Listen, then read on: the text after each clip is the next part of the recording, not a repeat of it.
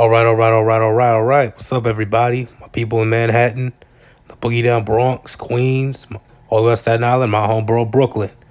Five B's versus everybody. I'm back with the video. I know I'm late on this topic, but I told myself I wasn't gonna do a video on it, but I'm doing a video on it. This is gonna probably be another, addition to the Truth About Atlanta Hip Hop videos I did. I did a two-part video on the Truth About Atlanta Hip Hop, and I broke down how the Atlanta hip hop scene, it's kind of everything it's known for today is all fake and a lie.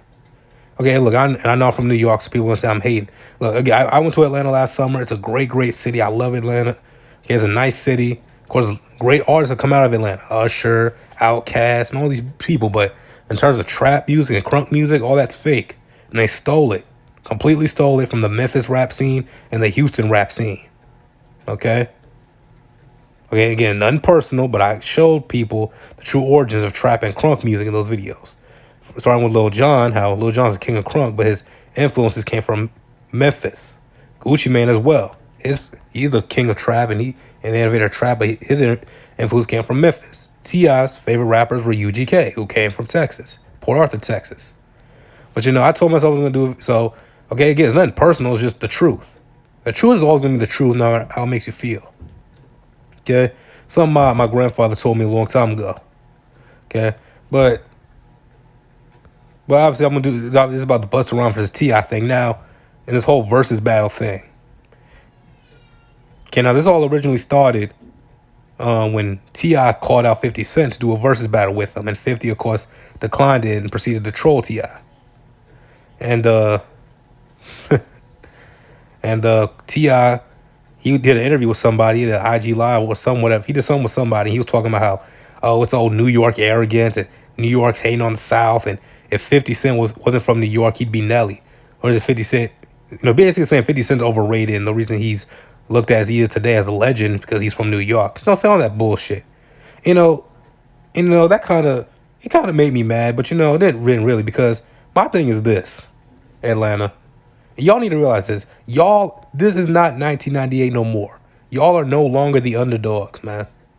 Y'all not. Y'all had control of hip hop since about '04. Hell, 50 Cent, be honest with you, he's kind of part of the reason y'all took over hip hop. I know a lot of people say 50 killed New York hip hop and the radio and all that. There's a whole bunch of shit. I might do a video on that later, but y'all not the people like T.I. and all these other people in the South. They still in that 1998 mindset where Atlanta's the underdogs and the South are the underdogs. Y'all have had control of hip hop for a better part of almost 20 years. New York really hasn't been relevant, at least until about last year, in terms of hip hop. Everybody who's come out of New York, post 50 Cent, post Get Rich or Die Trying, always sound like a Southern artist. The ASAP Mob, of course, ASAP Rocky and all that. ASAP Rocky wanted to be from the South so bad, man. Copying Houston's whole style, and Pimp C and 3 6 Mafia. Nicki Minaj stated that she didn't want to be defined as a New York artist, which is all fine. Then, Cardi B, from the Bronx, always repping the Bronx, but, has an Atlanta sound, which, of course, she's married to Offset, who, of course, is from Atlanta, so can't really be mad at her for that. But, up until last year, the whole rise of the Brooklyn drill movement really Pop Smoke, rest in peace. New York had been irrelevant hip-hop-wise. Now it's starting to get relevance back. Pop Smoke, 504 and 22 G's, Chef Genius, Sleepy Hollow, rest in peace, Nick Blicky. New York's starting to get relevance now. And I did a video on that. Is New York hip-hop having a renaissance? Go check that out on my channel. But, yeah, New York, if anything, is the underdogs. At this point. But, people they're still stuck in the 90s, man. Y'all are not the underdogs no more. Be quite frank with you. Look, when I went to Atlanta, I didn't experience this, but, there's more hate, where New York has more love for Atlanta than vice versa. Okay? New York's embraced the South, man. When the South got popping, in the early mid 2000s, Hot 97, Power 105, all the New York stations, they were playing Southern artists, completely ignoring New York artists. You know what I'm saying? So, I don't know what the hell T.I. was talking about, Instead of playing, like Dipset or G-Unit, they was playing 3 6 Mafia. You know what I'm saying? Of course, 3 6, they're a legendary rap group. Got respect for them. Did a video on them. The greatest of all time. Start featuring 3 6 Mafia. Go check that out on my channel. But, yeah, but T.I., he's still stuck in the 90s, early 2000s, bro. Y'all are not the underdogs no more, man. And now it brings us to this. Busta Rhymes. Busta Rhymes, who's a hip hop legend, I don't care what anybody says, he is, called out T.I. for a versus battle. And T.I. did the same shit to Busta Rhymes that he got mad at 50 for doing. T.I. brushed off Busta Rhymes and said, you old, or you older than me, and you was before me. Of course, Busta was out in the late 90s, or way before T.I., but T.I. just brushed him off like it was nothing. And he got mad at 50 for doing the same shit. But see, when 50 did it, it was New York arrogance. Now, us New Yorkers can easily say T.I.'s being arrogant and disrespectful to Busta Rhymes because he's from Atlanta. Atlanta motherfuckers are way more arrogant than, at least at this point, than New York motherfuckers. At least in terms of hip-hop. I mean, when I was in Atlanta last summer, you know what I'm saying? Of course, I had my Yankee cap on, Brooklyn hats and all that. But, people were giving me nasty looks. You know what I'm saying? I didn't do nothing to say nothing, but people just giving me nasty looks. Or kind of looking at me like I was, like, ugh, this nigga from New York. Or, like, looking at me like I was beneath them and shit. Okay, so, if anything, New Yorkers have more reason to be mad at Atlanta than anything else. But, nobody called T.I. out on that, which is, surprising to me. But, yeah, and now T.I.'s doing a versus battle against Jeezy, which, not gonna lie, I feel like it's gonna be a draw. T.I. versus Jeezy. If they do a versus battle. But, Atlanta, y'all need to let this go, man. Yeah, when New York, when you're on top, of course you're gonna be an asshole. You know what I'm saying? Because if the person's on top, they're just like, well, stop us. Like the New England Patriots, if you don't like us winning, then beat us. You can't beat us, shut the fuck up. The Golden State Warriors for the last couple years, you don't like us, beat us. You can't beat us, so shut up. You know what I mean?